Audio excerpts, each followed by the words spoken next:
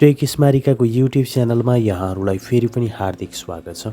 साथीहरू, यो आजको भिडियोमा चाहिँ हामी मेल मर्जको बारेमा सिक्न गइरहेका छौँ। यदि तपाईँ कुनै पनि सरकारी तथा गैर सरकारी कार्यालयहरूमा काम गर्नुहुन्छ र जहाँ चाहिँ तपाईँले जस्तो विद्यालयमा काम गर्नुहुन्छ भने चाहिँ तपाईँको विद्यालयमा चाहिँ कुनै स्टाफ मिटिङ अथवा मानिलिउँ तपाईँको स्टुडेन्टहरूको बारेमा अथवा मानिलिउँ तपाईँको विद्यालयमा कुनै पनि एउटा मिटिङ हुने भयो र तपाईँको स्टुडेन्टको गार्जियनलाई चाहिँ तपाईँले लेटर पठाउनु पर्ने कन्डिसन भयो, अथवा तपाईँ जस्तो तपाईँको स्टाफ मिटिङ हुँदै गर्दाखेरि तपाईँका प्रत्येक स्टाफहरूलाई चाहिँ तपाईँ लेटर लेख्नुपर्ने भयो, अथवा तपाईँ विभिन्न कार्यालयहरूमा हुनुहुन्छ र जहाँ सम्बन्धित व्यक्तिहरूलाई चाहिँ लेटर लेख्नुपर्ने हुनसक्छ र एउटै लेटर धेरैजना व्यक्तिलाई पठाउँदाखेरि तपाईँले के गर्नुपर्ने हुनसक्छ त भन्दाखेरि मेनुअल्ली ती व्यक्तिहरूको नाम र ठेगाना लेख्नुपर्ने हुनसक्छ, अथवा तपाईँले एउटा कुनै लेटरलाई प्रिन्ट गरेर त्यसमा चाहिँ मेनुअल्ली हातले चाहिँ प्रत्येक व्यक्तिहरूको अथवा नाम ठेगाना तपाईँले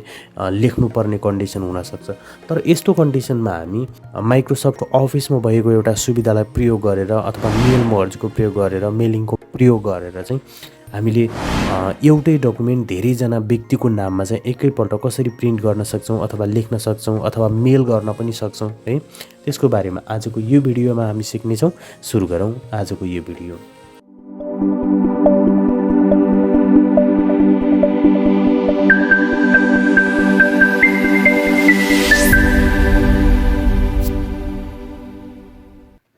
ल, अब हामी सबैभन्दा पहिले के गर्छौँ त भन्दाखेरि माइक्रोसफ्ट अफिस वर्डमा एउटा डकुमेन्ट तयार पार्छौँ अथवा लेटर तयार पार्छौँ र त्यसपछि हामी माइक्रोसफ्ट एक्सेलको प्रयोग गर्छौँ है। एक्सेलमा मैले तपाईँले यहाँनिर देख्न सक्नुहुन्छ, मैले एउटा यहाँनिर यो फिल्डमा चाहिँ नाम लेखेको छु अनि अर्को फिल्डमा चाहिँ यहाँनिर ठेगाना लेखेको तपाईँ देख्न सक्नुहुन्छ। यहाँ चाहिँ एड्रेस छ अनि यहाँ चाहिँ नेमहरू छ है।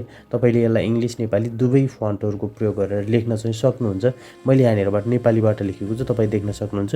यो जति पनि छ यहाँ चाहिँ नाम छ अनि त्यसपछि तपाईँले यहाँनिर ठेगाना देख्न सक्नुहुन्छ। अब तपाईँले पनि के गर्नुपर्छ त भन्दाखेरि तपाईँको स्टाफ अथवा तपाईँको जुनसुकै सम्बन्धित व्यक्तिहरूको नाम चाहिँ यहाँ लेख्नु होला।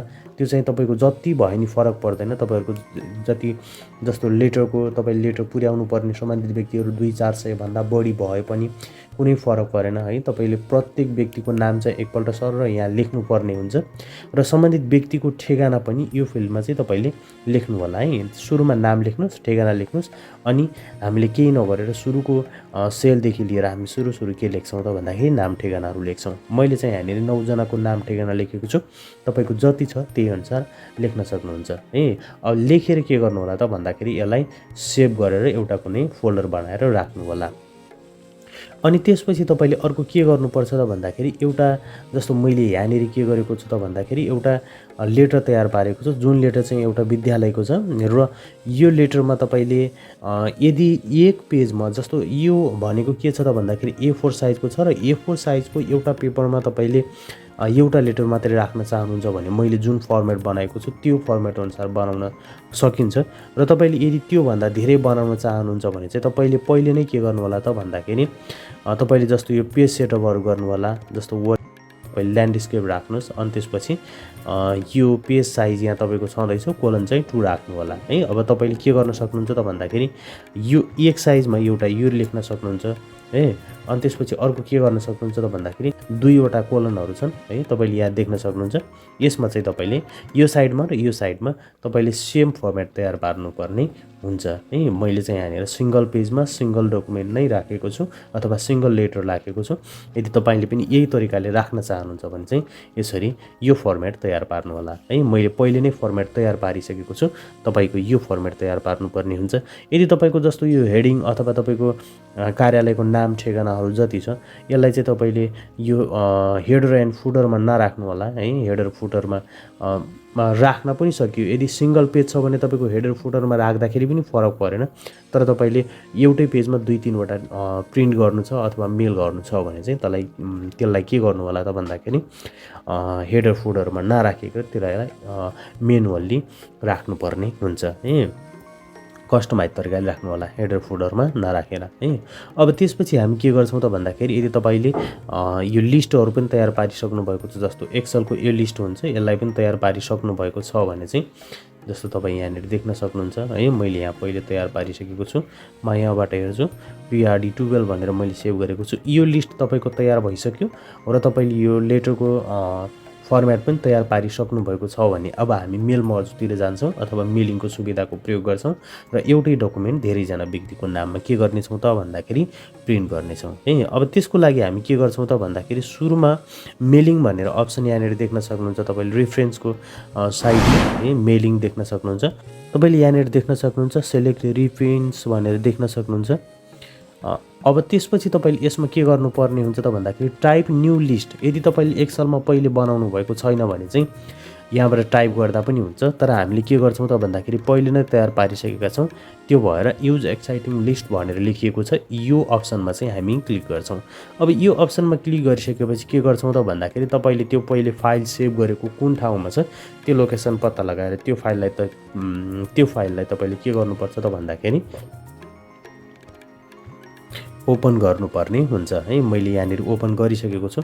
अब तपाईँले यहाँनिर एउटा अर्को इन्टरफेस देख्न सक्नुहुन्छ। यहाँनिर यदि तपाईँको 2-3वटा सिटहरू छ भने चाहिँ तपाईँ सिट 1 सिट 2 भनेर लेखिएको हुनसक्छ। यो भनेको कस्तो त भन्दाखेरि सेलेक्ट सिट भने टेबल भनेर लेखिएको छ, कुन सिटमा तपाईँले राख्नुभएको छ।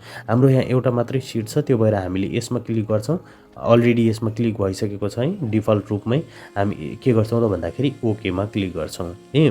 अब ओकेमा क्लिक गरिसकेपछि अब हामी के गर्छौँ भन्दाखेरि तपाईँले श्री .ज्यू भनेर लेखिएको यहाँनिर देख्न सक्नुहुन्छ है। अब हामी यहाँनिर के गर्छौँ त भन्दाखेरि व्यक्तिको नाम ल्याउनेछौँ। त्यो भएर अब हामी के गर्छौँ त भन्दाखेरि इन्सर्ट मर्ज फिल्ड भनेर लेखिएको तपाईँले यहाँ देख्न सक्नुहुन्छ। यसमा हामी क्लिक गर्छौँ। अब यसमा क्लिक गरिसकेपछि तपाईँले यहाँनिर GFD भनेर लेखिएको देख्न सक्नुहुन्छ। यो भनेको नेम फिल्ड हो है। अब सरसर्ती तपाईँले यहाँनिर यो प्रिटी फन्टलाई यसले चाहिँ सपोर्ट नगर्ने भएर यस्तो देखाइएको छ। अब हामीले यसो अन्दाज पनि लगाउन सक्छौँ, जस्तो जी भनेको न, एफ ना भयो है, डी भनेको म भयो, नाम भन्ने यहाँनिर आउँछ। अब हामी यसमा के गर्छौँ त भन्दाखेरि क्लिक गर्छौँ। अब श्री .ज्यू भएको ठाउँमा चाहिँ नाम आइसकेको छ। अब हामी के गर्छौँ त भन्दाखेरि फेरि एकचोटि इन्टर गर्छौँ र मुनि ल्याउँछौँ। मुनि ल्याइसकेपछि हामी के गर्छौँ त भन्दाखेरि यो हामीले राखेको कर्सर जुन छ त्यो कर्सरको सामुन्नेमा चाहिँ हामीले के ल्याउँछौँ भन्दाखेरि एड्रेस ल्याउँछौँ है, ठेगाना ल्याउँछौँ। अब त्यसपछि मैले यसमा ठेगानामा क्लिक गरिसकेको छु, तपाईँले यो देख्न सक्नुहुन्छ है। अब यति गरिसकेपछि यदि तपाईँको 2-3वटा एउटै पेजमा 2-3 लेटरहरू छ भने चाहिँ तपाईँले यहाँनिर अपडेट लेबल्स गर्नु होला। यहाँ चाहिँ यो हाइड भएको छ किनभने हामीले एउटै पेजमा एउटा मात्रै डकुमेन्ट राख्दैछौँ। अब त्यसपछि हाम्रो यो सबै काम भइसकेको छ। अब हामी के गर्छौँ त भन्दाखेरि तपाईँले यहाँनिर देख्न सक्नुहुन्छ फिनिस एन्ड मर्ज भनेर लेखिएको छ। यो अप्सनमा क्लिक गर्छौँ र यो अप्सनमा क्लिक गरिसकेपछि तपाईँले देख्न सक्नुहुन्छ एडिट इन्डिभिजुअल डकुमेन्ट्स भनेर यसमा हामीले क्लिक गर्छौँ है। त्योभन्दा मैले तपाईँलाई के गर्न चाहेँ त भन्दाखेरि यहाँ मुनितिर देख्न सक्नुहुन्छ हाम्रो एउटा मात्रै पेज छ है। A4 साइजमा अहिले एउटा मात्रै पेज छ र हामीले यो गरिसकेपछि तपाईँ देख्न सक्नुहुन्छ हामीले जति यसमा चाहिँ राखेका छौँ तपाईँले यहाँनिर देख्न सक्नुहुन्छ। यहाँ कतिजनाको नाम छ भन्दाखेरि यो प्रयोग भइरहेको छ, त्यो भएर हामीले यहाँबाट ओपन गरेन होला। 9 जनाको लिस्ट थियो, तपाईँले अघि पनि देख्नुहुन्छ है। ठेगाना यहाँ आइसकेको छ, हामीले हेरौँ। अब 9 जनाको लेटर यहाँ आउनेछ। हामी फिनिस एन्ड मर्जमा क्लिक गर्छौँ। एडिट इन्डिभिजुअल डकुमेन्ट्स भनेर लेखिएको छ, यसमा क्लिक गर्छौँ है। यसमा क्लिक गरिसकेपछि अब मर्ज टु न्यू डकुमेन्ट भन्ने छ। मर्ज रेकर्ड कति गर्ने त, करेन्ट रेकर्डलाई मात्रै गर्ने कि तपाईँले आवश्यकता अनुसार गर्ने कि, जस्तो यति र यति भन्ने हुन्छ नि है। फ्रम टु तपाईँले मेनुअल्ली जस्तो कस्टमाइज तरिकाले चुज गर्न चाहनुभयो भने चाहिँ फर्म राख्न सक्नुहुन्छ, फ्रमदेखि टुसम्म है। तर हामीले यहाँ के गर्छौँ भन्दाखेरि अलमा क्लिक गर्छौँ र अलमा क्लिक गरिसकेपछि हामीले के गर्छौँ त भन्दाखेरि ओकेमा क्लिक गर्छौँ। अब ओकेमा क्लिक गरिसकेपछि तपाईँले यहाँनिर देख्न सक्नुहुन्छ श्री कुमार केसी ज्यू भनेर बागचौर 10 सल्यान भनेर तपाईँले यहाँनिर देख्नुभयो। अब हामीले यहाँ एउटा मात्रै डकुमेन्ट थियो। अब तपाईँले यहाँनिर यसलाई स्क्रोल गरेर मुनितिर लानुभयो भने यहाँ मुनि देख्न सक्नुहुन्छ, जस्तो सुमुन ओली ज्यू 5 सल्यान भनेर देख्न सक्नुहुन्छ। अनि त्यसपछि तपाईँले यहाँ देख्न सक्नुहुन्छ ललिता शर्मा ज्यू कुमाक 4 सल्यान भनेर देख्न सक्नुहुन्छ। अनि त्यसपछि यहाँ मुनि हेर्दै गयो भने महेन्द्र ओली बागचौर 8 सल्यान।